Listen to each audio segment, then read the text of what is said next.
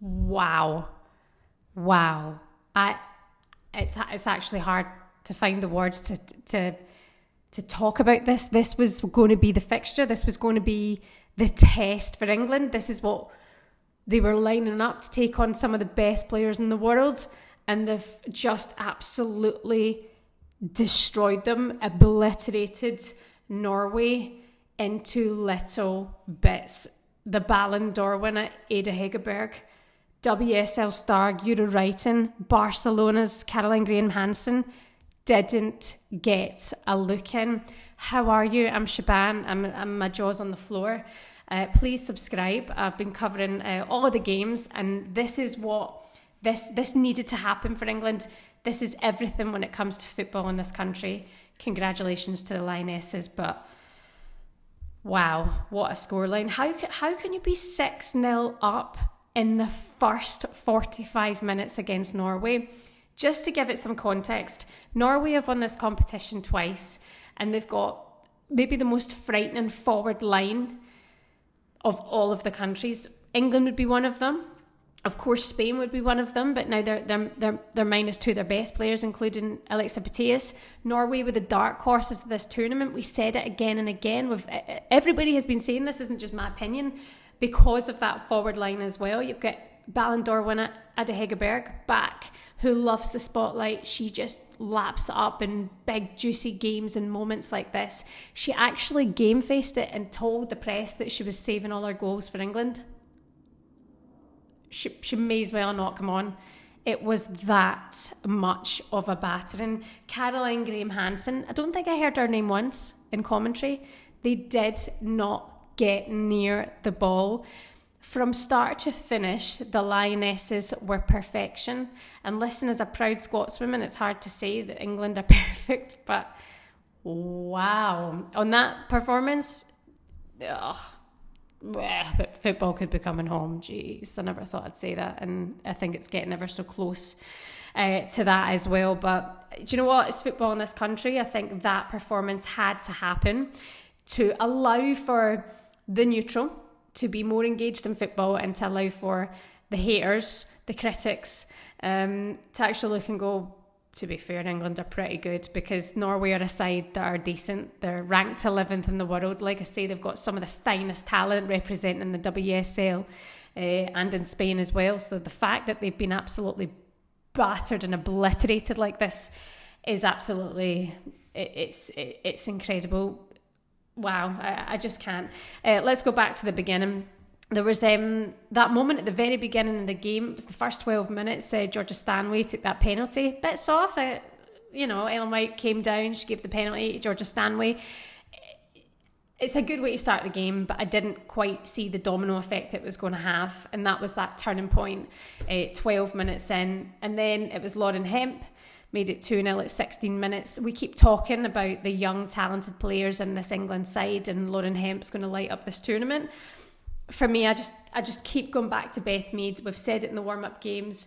Of course, she got that goal as well for the Austria game. Sorry, I just got pop up on my screen there, but against Austria as well. And I'm so impressed. I'm so impressed with Beth Mead at the moment. And it sounds cheesy, name dropping and pal dropping, but I know Beth that bit more now over the last year or so, and I've asked her about being left out of the England squad. There's only so long she can talk about this. No one cares about that anymore. Now she's just creating history. Now she's just lapping up these moments and delivering every single time, and it's just so wonderful to see somebody who's been through things. She's got a lot going on in her life at the moment. Things have changed for her. And here she is, just lapping it up. Her moment, it's her time to shine, and she's doing that. It's clinical. That's a hat-trick tonight. 4 England hat-tricks for Beth Mead. Congratulations. The fact that she was out of that Olympic squad is bizarre now to think back. It really is bonkers, and it just shows you, in football and in any what part of life, your boss is your boss. Her manager at that point didn't rate her, didn't want her, had her out. Now look at her. I mean, she's unstoppable. It's probably the best thing that could ever happen to her. It probably hurt at the time, and now look at her. Another thing that we were talking about watching the commentary is Rachel Daly. who plays in the US, so we very, very rarely get to see her and what she can do. But she plays as a forward in the US, and playing that left back role here as well just shows you that Sarina Wiegman is blessed with these players who can step up and take on these different roles and do a more than enough job. Defensively, they were quiet tonight. England didn't have to do much at all.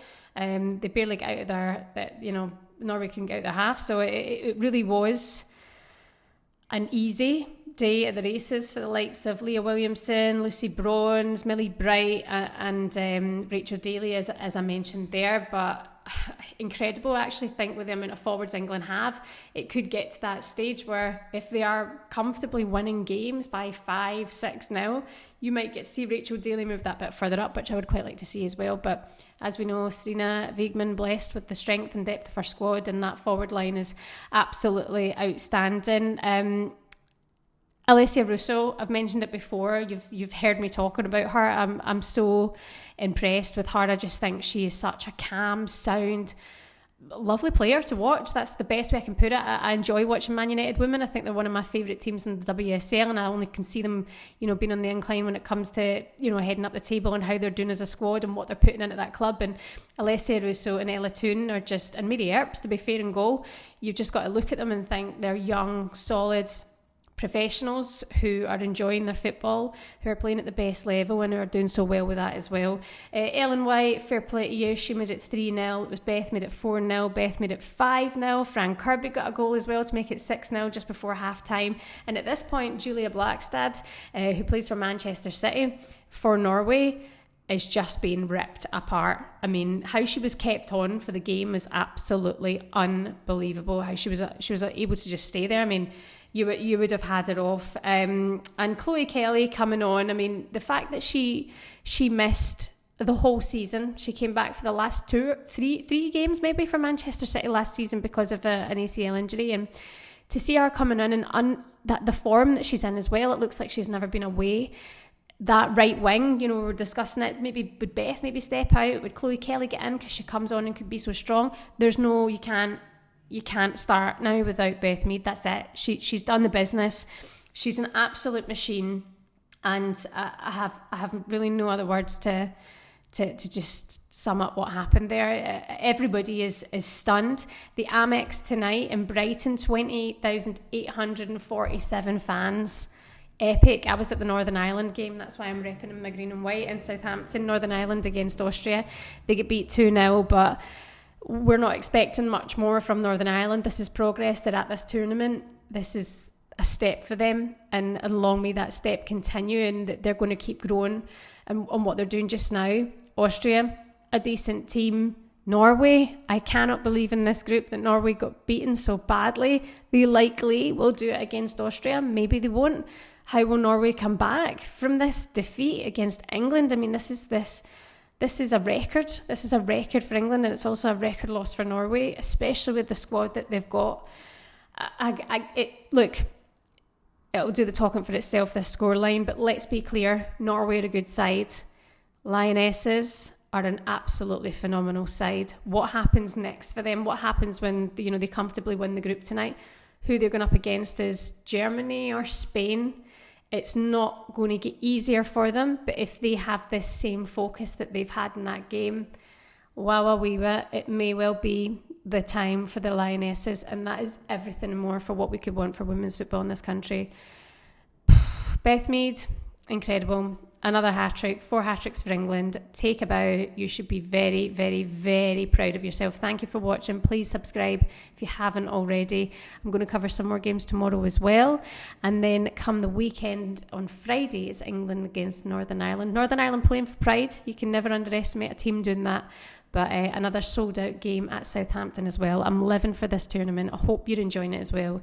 And fair enough to the Lionesses. Just to be clear, I am Scottish, but I'm supporting the Lionesses. Does that make sense?